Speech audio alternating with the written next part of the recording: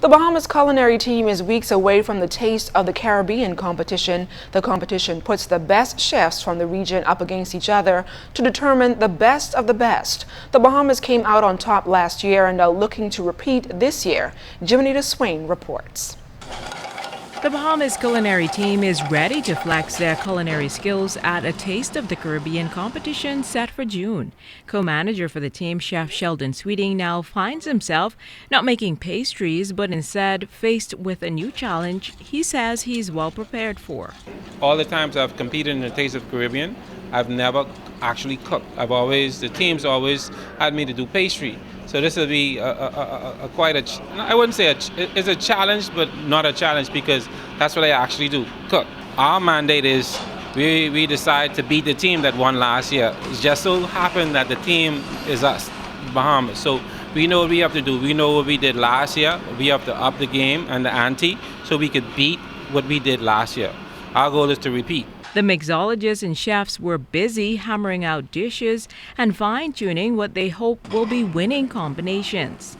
Team mixologist Mark Cunningham will have his skills tested as he will compete in a vodka culinary competition.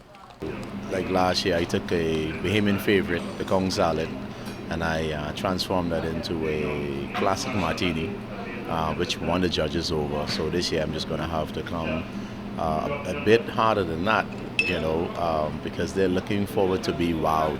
I'm trying to incorporate more like indigenous ingredients like cassava, plantain, and tomatoes and so forth. Sweeting says it's important to introduce new talent to the team. We have some younger people on board. We have Chef Shelby who will be now doing the pastry, so I'm training her and assisting her with doing the pastry for the competition. She's never competed on this level or this magnitude before, so it'll be a challenge for her. When you compete with people, a lot of people don't know, they just see you competing. It elevates your career and it speeds up your knowledge. And how do you handle a mishap in such an intense competition? I remember the first year, a garnish, as I was about to place a garnish onto my cocktail, my garnish dropped. And I was like, oh man. And the judge was like, don't do that. And later on, when they were critiquing our drinks, he was like, you lost points because you showed emotion, not because you dropped your garnish. He said it's important to, pick yourself up.